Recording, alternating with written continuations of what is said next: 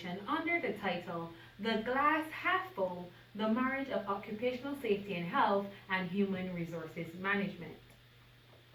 Why the glass half full? Why is this the title of our presentation today? Usually when we see this picture, we think about positivity. Flipping the script to ensure we look at the glass in a positive manner. But let me display something for you. You see, the glass half full, while it does speak about positivity, it also ensures that we switch our view of how we perceive ourselves and our personal development. Now, if you were a full glass, how could you contain any more information, any more knowledge?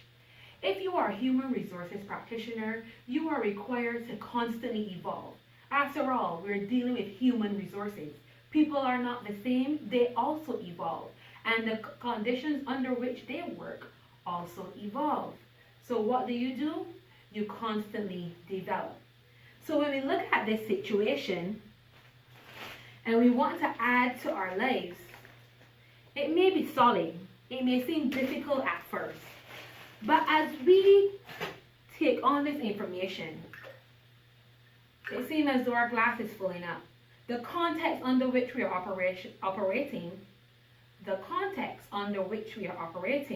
has also changed.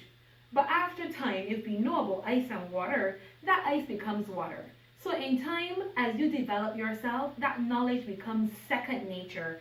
And yet again, you are back to a condition where you are yearning for more. So not only are you to be positive, but you're also to ensure that you continue that professional development. So why should you care about occupational health and safety and that marriage with human resources management? You know, it is important, and most of you as human resources practitioners may be required to also execute the task as a health and safety officer or the liaison for health and safety. And even if you have a health and safety manager, staff may be more comfortable coming to you with their questions, queries, and concerns. However, I have some facts for you. So stick on this journey with me. Every year, 2.78 million workers die from occupational accidents and work-related diseases. 2.4 of that 2.78 are disease-related. So sometimes when we think about occupational health and safety, we say, well, it's not necessarily too much required in my working environment because I only work in an office. We're not on a construction site. But mind you, these are work-related diseases, health-related. And therefore, if your working environment in your office, say you have mold or something, then you can fall within that bracket. And an additional 374 million workers suffer from non-fatal occupational accidents. So these are some facts that you should ponder on. Yes, indeed. So how do you ensure you constantly develop yourself, finding that good blend between human resources and occupational safety and health? Remember, we said it is important because as a liaison for staff as well as management and bridging that gap, occupational health and safety will come up. And you don't want to seem as though you don't care or you don't understand. So how do you get that information? First of all, there are LinkedIn groups and LinkedIn learning classes that most of which are free of charge. You can gain the information that you require. You can ask questions to professionals and get responses. OSHA, the Occupational Safety and Health Administration of the USA, also provide weekly updates on what is happening globally and trending. Also, there are nationally offered courses. So your labor department or your employers federation, the workers unions in your countries would provide courses on an annual basis. Allow yourself to subscribe to these courses. Leave some space in your time schedule to ensure you allow yourself to grow and develop. So sometimes we know that human resources get a little bit hectic.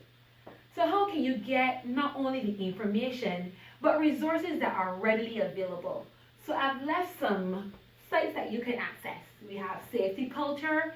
So if you don't have a health and safety officer and you need information, inspection forms, accident report forms, a way to put together some information and presentations, safety culture is the place to go. GoCanvas.com. Pretty similar to safety culture, and so is OHS Assist. But I would definitely recommend OHS Assist, especially if you want to monitor medical health concerns, medical surveillance. That particular website actually gives you the things that you should look for depending on the environment in which you work. So if you're working on a construction site, they would say you should check for noise, vibration, and its impact on the body. In an office, they would say things such as your blood glucose level, because if a person is diabetic, you need to be able to understand how they function within your workplace and how that can impact the way they operate. Finally, the ILO's website, there's ILO Caribbean, which updates you on information for Latin America and the Caribbean. And then again, we have the Occupational Safety and Health Administration of the USA. But before we go on to understanding the true marriage of occupational safety and health and HR, and why you should definitely delve into that good balance, we need to look at the future of work, because the future of work actually tells you that these two fields have to be merged and married so cohesively for the organization to thrive and succeed. So what does the future of work look like? What is it that you can anticipate? The demographics for sure will change. I'm not talking about age and ethnicity. I'm talking about the fact that we are going to be a more global workforce. People will no longer have to be sitting in the same office as you or even in the same country in order to provide you with the resources and information and services that you require. Because everything is now going to be on the World Wide Web, and crowdsource is becoming more and more popular. You may actually have to manage an employee in Singapore. Then there's technology driving everything. And if you're operating through COVID-19, you would know that the world of work has changed. The ILO's report for the Future of Work program for Latin America and the Caribbean indicated that for the Caribbean, we would evolve to a position where technology drives our workforce. And they said that the entire Caribbean and Latin America would reach that point by 2030. But with COVID, many of our organizations actually had to push ourselves to reach that point. We couldn't drive our organizations to a halt if you are not a tourism-driven organization. If you still could provide services, you wanted to be able to allow your customers to access services, and therefore your employees had to start working from home. So work will be digitalized. There will be more non-formal settings. So working from home, flexi work time and work programs are things you have to consider. And on the flip side of that, there's changes in work conditions. So the balance or the physical demarcations of the workplace and life have now been removed. I am now working from in my living room, and what are the safety concerns that a person may face? So you may have to look at standardizing that working from home, and how can you necessarily do that? The resources that I mentioned before are actually some very good places to start. Non-standard forms of employment. You would actually see the introduction of more temporary work. You may see the introduction of persons working shorter hours over a longer period. And when I say that, I mean a person will work 2 hours, they go home, they come back for 2 hours, but as opposed to working 8 hours a day, they might actually be working 12. Therefore, we have to look at how occupational safety and health effectively can transform these challenges in the workplace. And the ILO's work program indicated 3 areas that health and safety and HR have to work cohesively to combat these challenges that we may face. Anticipation of new risks. We spoke about the fact that the place in which work will be executed may change. What are some of the risks? The new ergonomic concerns. With the changes in the world of work, the environment and the new risks must be anticipated. So you can't be caught with your figurative pants down. You must be prepared. Look ahead.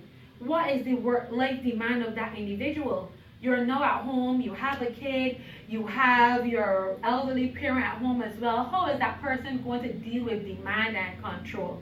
And if we know the carousel model, it says if that person doesn't have the adequate balance, therefore that person can lead to burnout. Do we want that? Of course we do not. Expansion of the conversation at social partnerships. Because the working environment will change, the social partnership now has to include conversations on whether or not we will change the dynamic or the protocols of our industrial relations. Will persons working from home have the same industrial rights or industrial relation rights as a person who sits in an office? You actually may have to increase collaborations. Collective agreements between an employer and the employee may have to facilitate some of these changes. I said may, but really and truly I should have said must. Because as I said, the future of work is here. It's no longer coming, it's actually here. Interdisciplinary approach. It does tell us now that occupational health and safety and HR is a requirement for the future. And that requirement should look at the work design. How will work be designed for persons to execute? The environment, physical and social impacts of work. I did mention a bit of it before. If I have a parent with dementia, how can you expect that employee to be able to work from home and transition smoothly without first finding that balance between the two? How can they do it? So we therefore need to look at the 6 pillars of positive work culture and how this relationship between occupational safety and health and HR has the ability to facilitate the two of these things and the culture that we desire. So organizational culture as we know it is made up of a company's mission, vision, its corporate values. So most organizations will have these things, and we focus so heavily on having these things written down, sounding perfectly. But what does it really mean to an individual? Do we spend time as HR practitioners ensuring that we link this value, vision, and mission to the type of perceptions, beliefs, and behaviors that our employees come into our organization with? And I usually tell my clients, if you don't hire a person with a health and safety mentality, it's harder for you to instill that in an individual. If the person does not come to your company with the kinds of behaviors and beliefs that you need, it's harder to teach those things. You can impart knowledge on them. Yes, you can. You can train them on your procedures.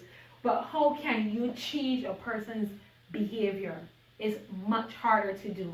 So there must be a marriage between your company's mission on the whole, as well as the health and safety mandate. Do these things link together? There must be a link between the vision of the company and your health and safety management system. Do you have a management system? And if you do not, Dynamic 360 Support Services is open to having a call from you. I'll share my information at the end, and you can give us a call. We are open to talking with you and leading you through that process. And finally, your corporate values. Do they also include aspects that speak to occupational safety and health? And if it doesn't, it means that safety is not a value. You need to step away from saying safety is our number one priority, or we have 0 accident days. What does that mean? Unless health and safety is embedded in the way you function.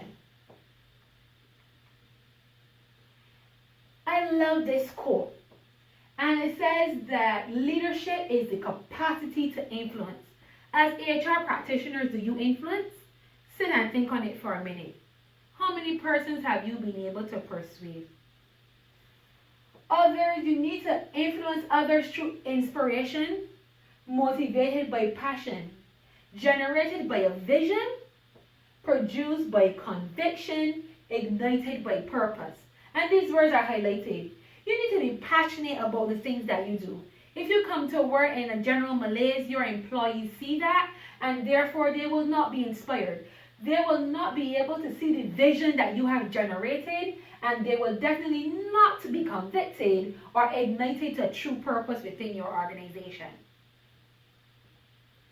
So have you influenced and directed the performance of your team members towards the achievement of organizational safety goals? Is your team really looking at health and safety? And if you are not, as HR practitioners, even if you are a one-woman or one-man HR department, you need to still be looking at these things. So methods of visible safety leadership. And even if you don't have your written down act together, you need to have your practical act together. You need to be able to walk that walk. So getting out and be seen. As HR practitioners, human resources mean connecting with their staff. So they must be able to see you and see that you are leading by example. You need to be accessible. As human resources practitioners, we cannot sit down all day behind our table and create policies. We must be transformational. We are no longer transactional. If we only sit down at our desks to produce policy and to discipline, how are we really making an impact in our workplace? You need to engender employee involvement, and you need to look at ways that you can do so. Reward systems usually work to gain involvement initially. Getting involved and participating, so you too must participate in the same programs that you ask your employees to participate in. So if you come up with a workout program and you don't even show your face at the first session just to be there to say, you know what, this is our program and I want to be a part of it, then why would other people do it if you don't want to be involved or at least be there? Provide the means through which workers develop and express commitment to safety and health. So you, as we said, must be accessible, and in being accessible, you show your commitment to safety and health. But including safety and health in your policy and programming, persons know that you then see it as a value to the company. So let's do this exercise with me, and I'll give you a couple. Can you spot the 12 differences between these two pictures? And I could get a little corny and say, I'm so off key, am I not? Yes, I am. But how many of these differences can you spot? And it's almost like our working environment. Because you may think that your employees may not spot the difference between your actions from one day to another, but they may. So if we look at it, some of these changes are so slight. You may not realize that the shovel was just a little bit further down, or that star is further across than this star, or that the button is further across. So the slightest changes in your behavior will be detected by your employees. So where are you when we look at behavioral safety? And this must be really pushed by that marriage again between HR and occupational safety and health. So the pillars of behavioral safety and culture improvement must first start with leadership. Hence, I shared that example and definition of what leadership is supposed to mean. Being influential, having a vision, ensuring that vision inspires others and it drives them to purpose. There must be engagement. As HR practitioners, you work closely with your health and safety officers and managers to ensure that there is programming to incite that level of response that you need for your safety and health program within your company. Coaching.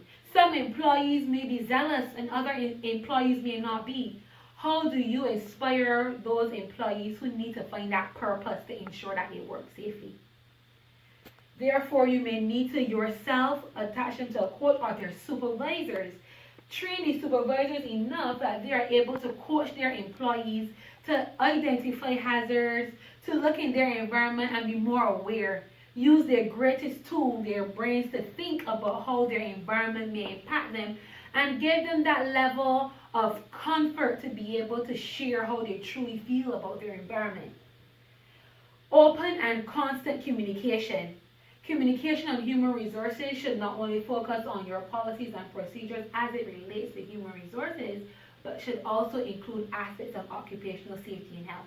And even if you have a separate health and safety department, you must work closely together to ensure that your health and safety procedures and your HR policies are saying the same thing. That it forms a part of a comprehensive view of the company's perspective to its organizational culture. Recognition, reward and recognition. To help inspire employees, we need to recognize them for the good things that they do. Reward them for the good things that they do. So if you already have a performance management and appraisal system, that appraisal system should include aspects of health and safety. Do you look at that in your behavioral side of review? And if you don't, please look at it and see how you can incorporate it on your next appraisal and performance management cycle. And finally, measurement. So I just spoke about performance management and performance appraisal. But outside of that, what key performance indicators have you set for yourself and your organization to determine how well you're doing in health and safety? And I must say that this perspective should not be those that deal with accidents and incidents, because those are things that already happened. In essence, you're working in the past. While you can use accident and incident data to propel you to rectify behaviors and procedures in the future, you cannot change what has happened in the past. So therefore, you are not being proactive, and you need to be as proactive as possible. So proactive indicators will look at how many hours you spend in training staff on health and safety matters. How regular do you include health and safety topics in staff meetings? So some of those can be your key performance indicators. When we look at professional development, I love this quote. It speaks to teachers, but I believe that we can use it for our profession as well. It says, professional development is a collective resource, not a personal prerogative. So let's pause. A collective resource, in that we must rely on each other. It's not only about yourself. So if you sit, yes, as the only person in HR and you develop, but you do not take the remainder of your organization along your professional journey, then you can not only stagnate yourself, but you may stagnate others as well. So as you develop, also develop others. Peer engagement forges powerful links between teacher learning and student growth. And I'll replace that by saying that peer engagement forges powerful links between our employees and management. It forges that relationship between occupational safety and health and human resources. We need to blossom into our wine glasses. So as we realize, as our environment change, we can become, as opposed to being a water flute, we defined ourselves into being something as elegant as a wine glass. So are you going to inspire yourself to be that wine glass in the future?